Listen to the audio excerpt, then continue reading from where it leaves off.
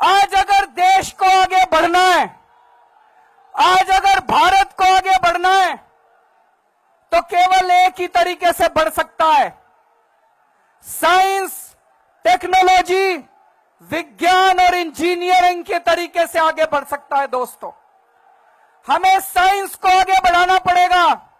आज ये जो आप पुल देख रहे हो, ये एक तरह से इंजीनियरिंग का चमत्कार है। जब तक हम साइंस और इंजीनियरिंग को आगे नहीं बढ़ाएंगे, ये देश आधुनिक भारत नहीं बन सकता।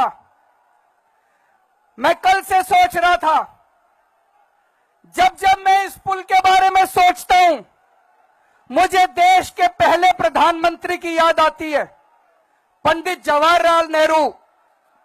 1947 में देश आजाद हुआ।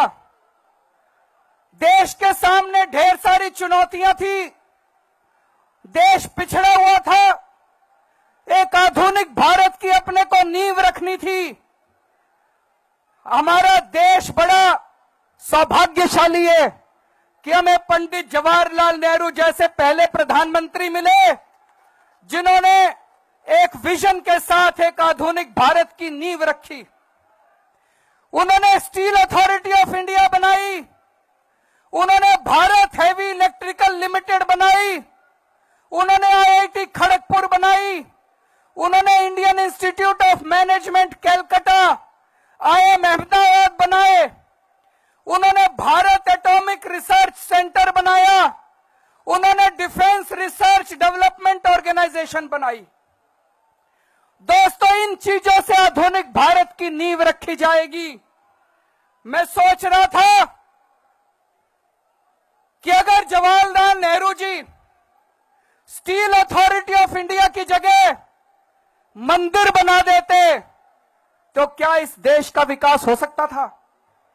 मैं सोच रहा था, अगर जवाहरलाल नेहरू जी आईआईटी खड़गपुर की जगह 182 मीटर ऊंचा स्टैच्यू बना देते।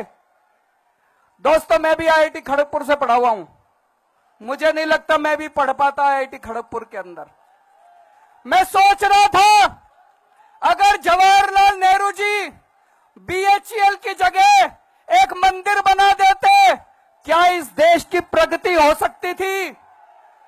दोस्तों, आधुनिक भारत की नींव बीएचईएल बनाने से रखी जाती है, सेल बनाने से रखी जाती है।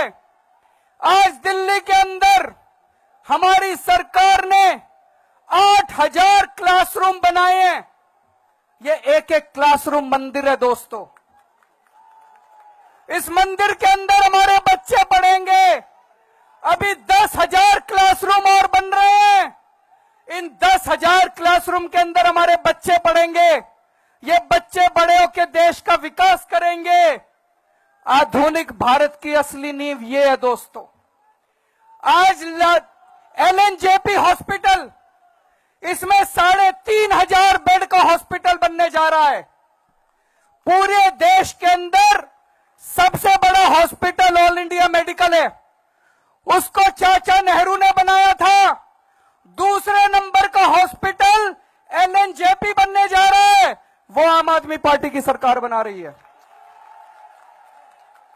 ये देश के असली मंदिर हैं। दोस्तों, ये देश के, आज दुनिया इतनी आगे बढ़ गई है, इतनी आगे बढ़ गई है।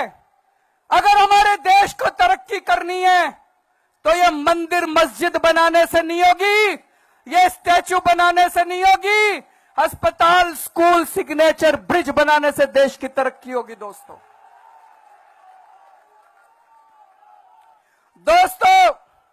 हम लोगों का सपना है, आज ये आप सिग्नेचर ब्रिज देख रहे हो, ये सिग्नेचर ब्रिज जापान, इटली और फ्रांस के देशों के साथ सहयोग करके बनाया गया है।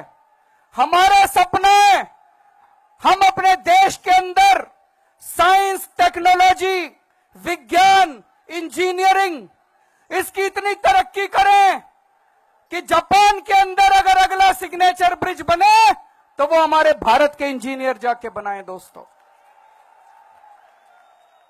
असली देश की तरक्की होगी जब पूरे देश अंदर आज दिल्ली में 1000 मोहल्ला क्लिनिक बनने जा रहे हैं। देश में 6 लाख गांव हैं।